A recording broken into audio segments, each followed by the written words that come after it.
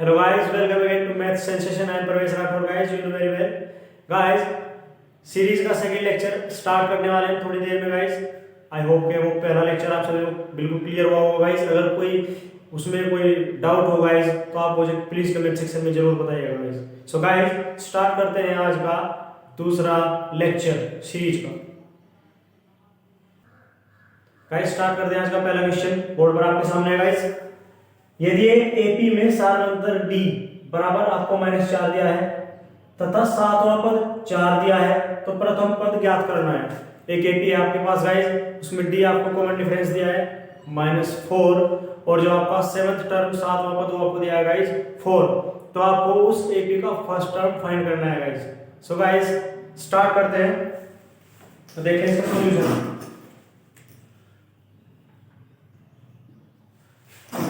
So guys जो आपको given है, जो आपको दिया है, क्या दिया है आपको? डी दिया है -4 और सातवां पद यानी कि A7 दिया है गाइस आपको कितना 4. तो आपको फर्स्ट टर्म यानी कि A फाइंड करना है. ये आपको क्या करना है guys. So guys we know, हम जानते हैं कि जो आपका सातवां पद A7 होता है गाइस, क्या वो A+6D होता है क्या? ओके यही होता है. और आपको सातवां पद A7 कितना दे रखा है गाइस यहाँ पर 4. तो इसे रख दीजिए बराबर. अब A आपको फाइंड करना है +6 इंटू डी की वैल्यू कितनी गिवन है आपको -4. इसे पुट कर दीजिए. तो 4 = A प्लस माइनस से मल्टीप्लाई यहाँ पर माइनस और 6 4 जा 24 यानी कि 6 चौक -24. तो गाइस यहाँ से जब आप इसे इधर लगाएंगे प्लस का हो जाएगा यानी कि A बराबर 24 और 4 कितना आ जाएगा गाइस 28. सो आपका जो फर्स्ट टर्म है आता है प्रथम पद कितना आ जाएगा गाइस 28. यानी कि जो फर्स्ट टर्म है वो कितना है गाइस 28 है. सो गाइस ये था इस क्वेश्चन का सॉल्यूशन. अब गाइस आगे बढ़ते हैं सीरीज के next question. So guys question आपके सामने बोर्ड पर है. आज का सेकंड क्वेश्चन है और टोटल 7वां क्वेश्चन है गाइस. तो वह क्वेश्चन ये आपको cos स्क्वायर 67 डिग्री माइनस के sin square 23 degree equal to क्या होगा. गाइस आपको वैल्यू निकालनी है, फाइंड करनी है वैल्यू. तो ठीक है गाइस स्टार्ट करते हैं. त्रिकोणमिति से आपका ट्रिगोनोमेट्री से क्वेश्चन का गिवन है गाइस आपको. बहुत ही आसान है, देखिए ध्यान से करिए सॉल्यूशन कैसे. गाइस आपको गिवन है cos स्क्वायर 67 डिग्री माइनस के sin square 23 degree. So guys आपका जो cos स्क्वायर 67 डिग्री है, हम इसे cos 67 डिग्री का होल स्क्वायर ऐसे गाइस लिख सकते हैं. दोनों एक ही बात है गाइस. चाहे तो आप इसे ऐसे लिख लो, चाहे ऐसे लिख लो, सेम थिंग. और गाइस ये sin स्क्वायर 23 डिग्री को हम सेम रखते हैं. आगे गाइस देखिए आपका जो cos 67 डिग्री है, क्या हम इसे cos 90 डिग्री माइनस के 23 डिग्री भी लिख सकते हैं क्या? तो इसका होल स्क्वायर क्यों गाइस? क्योंकि 90 में से 23 घटाएंगे वापस आपका 67 आ जाएगा, 67 आ जाएगा गाइस. ओके गाइस क्लियर होगा सभी को. आगे आपको गिवन है sin स्क्वायर 23 डिग्री.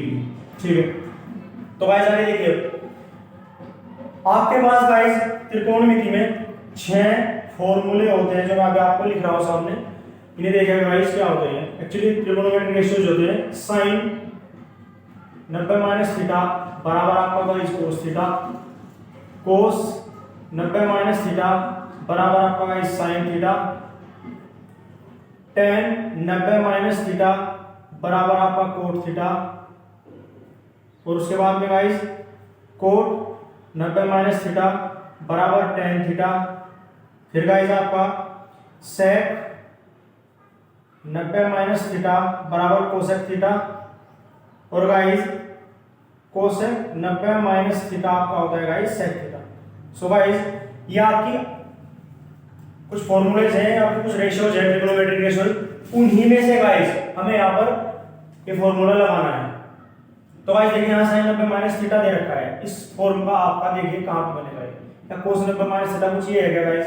और cos 90 माइनस थीटा बराबर क्या आएगा? sin थीटा आएगा, है ना गाइस. तो यहाँ पर यानी कि cos 90 माइनस थीटा बराबर यहाँ पर क्या sin थीटा आने वाला है. और देखो यहाँ पर ये थीटा था, थीटा sin के साथ में आया. सो गाइस यहाँ पर ये 23 है तो ऐसे ही यहाँ पर cos का हो जाएगा sin और 23 थीटा की जगह पर आएगा यहाँ पर 23. तो गाइस हम कह सकते हैं कि क्या आ जाने वाला है गाइस आपका कोस का हो जाएगा गाइस आपका साइन और थीटा इज यहां पर आ जाएगा 23 डिग्री और इसका गाइस होल स्क्वायर माइनस के फिर से sine square 23 degree. Okay guys, अब गाइस देखिए आगे बढ़ते हैं हम।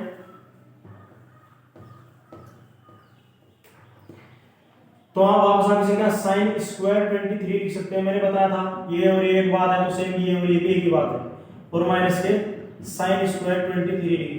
तो गाइस साइन स्क्वायर 23 में से साइन स्क्वायर 23 डिग्री घटाएंगे तो क्या आ जाएगा 0। सेम क्वांटिटी में से आप सेम क्वांटिटी को माइनस करते तो ऑलवेज 0 आता है। सो गाइस इसकी वैल्यू क्या आ जाएगी 0 आ जाएगा। So guys I think clear होगा आप सभी को गाइस।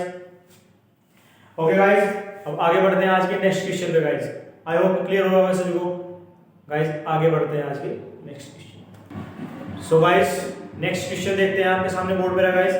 क्वेश्चन क्या है, यदि त्रिभुज एबीसी समरूप हो त्रिभुज पीक्यूआर के, गाइस समरूपता का साइन है, ठीक है गाइस, सिमिलैरिटी। यदि त्रिभुज एबीसी समरूप हो त्रिभुज पीक्यूआर के तथा एबी और पीक्यू का जो अनुपात है रेशो है 1/3 यानी 1/3 है, तो हमें फाइंड करना है एबीसी का एरिया बटे पीक्यूआर का एरिया, यानी कि हम कह सकते हैं कि ratio of area of ABC upon area of PQR is equal to क्या होगा गाइस। सो गाइस हमें क्वेश्चन सोल्व करना है, आगे बढ़ते हैं गाइस, इसका सॉल्यूशन देखते हैं। तो सबसे पहले देखिए गाइस, त्रिभुज एबीसी दे रखा है आपको और एक त्रिभुज आपको पीक्यूआर दे रखा है, ठीक है गाइस, और ये दोनों को क्या बोलते हैं समरूप है, आपस में सिमिलर है। और फिर बोला है कि जो AB और PQ का रेशियो है गाइस वो 1/3 है। कितना है गाइस 1/3, तो हमें फाइंड करना है। सो गाइस ऑलवेज रिमेंबर, हम जानते हैं क्या जानते हैं, देखिए गाइस हमें भली भांति पता है, सिमिलैरिटी में हमने पढ़ा, समरूपता में हमने पढ़ा है। अगर आपको नहीं पता तो यहां पर ध्यान से देखिए कि जब भी आप इनके दो त्रिभुज जब समरूप होते हैं सिमिलर होते हैं तो इनके जो एरियाज का रेशियो होता है, यानी कि इनके एरिया का जो अनुपात होता है, त्रिभुज के क्षेत्रफल का जो अनुपात होता है वो उनकी भुजाओं के अनुपात, इनकी भुजाओं का अनुपात क्या है AB बटे PQ बराबर कितना है 1/3, वो उनकी भुजाओं के अनुपात AB बटे PQ ये इनकी भुजाओं का अनुपात है के वर्ग के बराबर होता है। एक बार फिर से समझिएगा गाइस, यदि दो त्रिभुज समरूप होते हैं और तो उनके क्षेत्रफलों का अनुपात उनकी भुजाओं के अनुपात के वर्ग के बराबर होता है। सो गाइस यहां पर जो इनका अनुपात है AB और PQ का वो क्या है 1/3, तो इनका जो स्क्वायर हो जाएगा that will be what 1/9। So guys answer क्या आ जाएगा आपका 1/9। आई थिंक गाइस ये सभी क्लियर हो गया होगा, वेरी इजी। आगे बढ़ते हैं गाइस सीरीज के नेक्स्ट क्वेश्चन पे। सो गाइस नेक्स्ट क्वेश्चन आपके सामने स्क्रीन पर सॉरी बोर्ड पर है, तो देखिए गाइस क्वेश्चन क्या है, दिया है स्क्वायर रूट 2 अपरिमेय है, तो दर्शाइए कि 5 + 3 स्क्वायर रूट 2 एक अपरिमेय संख्या है। ओके गाइस, यहां पे आपको क्वेश्चन में गिवन है कि स्क्वायर रूट 2 क्या है, एक रेशनल नंबर है, अपरिमेय संख्या है, तो हमें प्रूव करना है कि 5 + 3 रूट 2 भी एक क्या है अपरिमेय संख्या है, इरेशनल नंबर है। सो गाइस बहुत ही इंपॉर्टेंट क्वेश्चन है, आपका ये मिनिमम 3 मार्क्स कवर करता है, हर बार कवर करता है। सो गाइस प्लीज इसे ध्यान से देखिएगा आप लोग।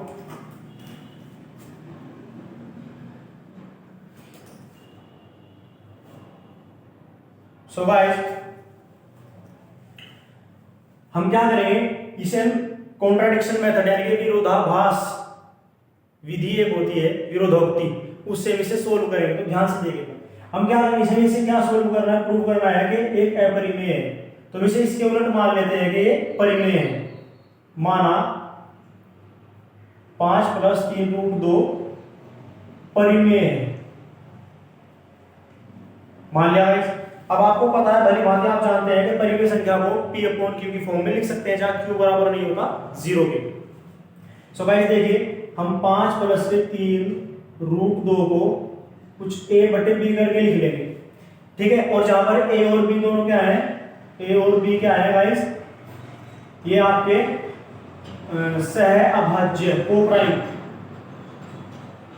सह अभाज्य पूर्णांक है तथा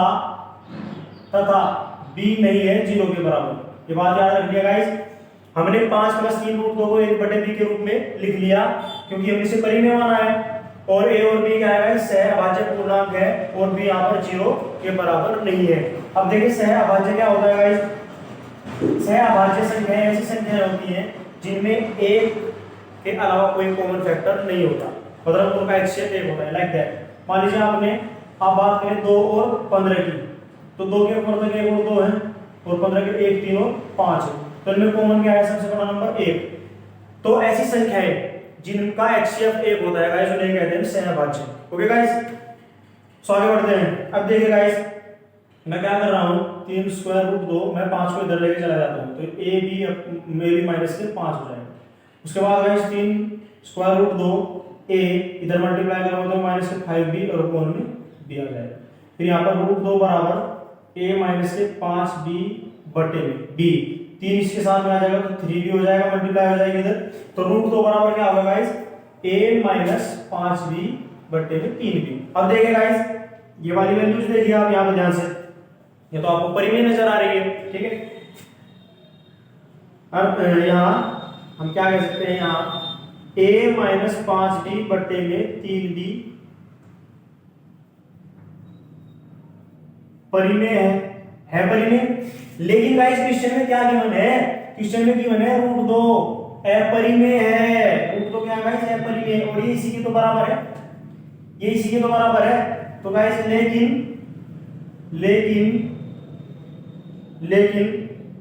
√2 क्या है गाइस, एक अपरिमेय संख्या है, अपरिमेय संख्या है कि नहीं गाइस, ये तो अपरिमेय संख्या है। तो गाइस परिमेय अपरिमेय कैसे एक साथ हो सकते हैं, नहीं ना, तो इसका मतलब ये भी क्या हो जाएगा, अपरिमेय। लेकिन ऐसा हुआ क्यों गाइस, क्यों हुआ ऐसा, क्योंकि हमने गलत मान लिया था कि ये क्या है, परिमेय है गाइस। सो ये भी हमें यहाँ पे लिखना पड़ेगा गाइस।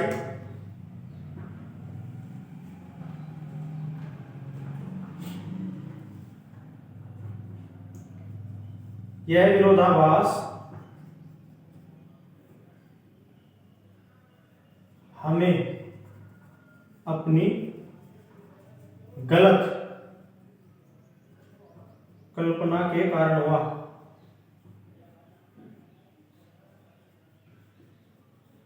जिसमें हमने 5 + 3√2 को क्या मान लिया था गाइस, परिमेय मान लिया था,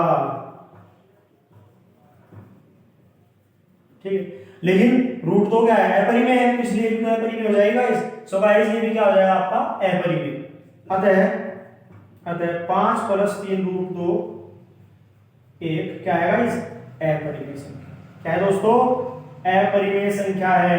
आई थिंक सभी को क्लियर हो गया होगा गाइस, तो ये हमने प्रूव कर दिया गाइस।